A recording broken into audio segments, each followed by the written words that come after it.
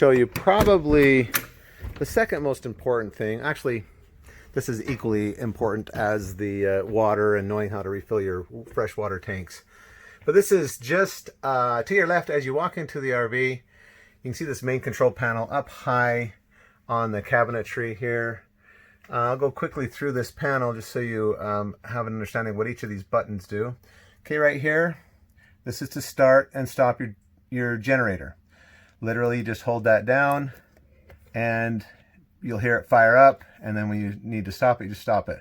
This is your hours, so you can keep track of your hours that you're using. To extend the slide out, which this entire side, right side of the unit will slide out, you hold this extend button down. It'll make some crazy noises. You'll see the entire driver's side of the RV extend out, and as soon as it stops, then you just release that button. To retract it, you just do the opposite, right? You're holding that down. It'll make some noises. Make sure everything's clear. You hold that button down. Everything's good to go. As long as there is nothing in its way, and you just hold it down until it completely stops moving and you're good. Okay, these buttons here are to, they're just an indicator. These are just gauges, right? So if I press the battery button, hold it down, all lights light up, my batteries are full, that's great. Fresh water, how am I doing? Oh, looks like we need to add a little bit of water. It's kind of flashing on the 2/3, so it's needing some water. So we need to add some water to top it off. Now, when you are traveling, water will spill out as you make corners and things like that from the overflow. But if you want to make sure you're topped off, it tells you where you're at on your water. Now, sometimes it does give you a false reading, so I'd always go back to the very back, get underneath the bumper, and just look up. You'll see the white tank, and you can actually see the water level. If you take a flashlight, it's a little bit easier. Maybe just have somebody move the back end of the RV just by pressing up against it and or pushing on it with their foot on the bumper, and you can see water sloshing back around. You can see exactly where the water level is. My black water, that's your toilet water. It's empty. That's a good sign, right? You don't want to, if you're getting 2/3 or more, you need to get to an RV dump and empty that out.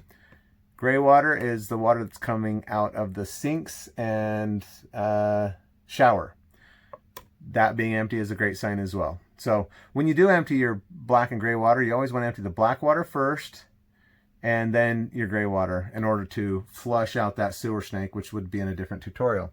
Okay, these buttons down at the very bottom, you've got your, you won't use this one unless it's in the winter. These are your tank heaters. That's to keep your freshwater tank from freezing overnight. If it gets that cold at night and you're worried about your freshwater tank freezing, you'd want to leave that on. It'll run off the battery and it'll keep your water from freezing overnight. This is your water pump. You might hear it turn on. Can you hear that noise? Okay, as soon as it pressures those lines, then you've got water available, and I can come right over here, turn this on, get rid of that, turn this on. You see the water's running, I'm good to go, and it's giving me fresh water, okay? Forward is hot, back is cold. Okay, back to this. And this is to, this one right here is for your water heater, so you can have hot water. If you wanted to just turn these on 10 minutes before you need hot water, you could turn both of them on. If you're plugged into a campground and you've got the electrical cord on the outside plugged into electricity, I'd just leave this on all the time. Turn this electric one on, leave it on, you'll always have hot water on demand.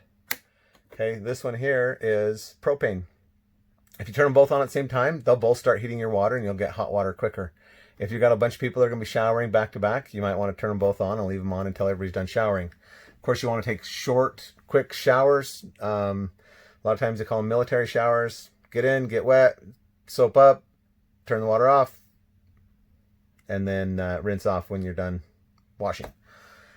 Just to conserve water, right? These tanks, they can only last so long. Unless you're connected to a hose bib, then take as long of a shower as you want. And I'd keep both of these on so you can have hot water, as hopefully it will keep up with your showers. And should be good. Okay, that's the control panel on the left. up above the man door as you walk into the RV unit.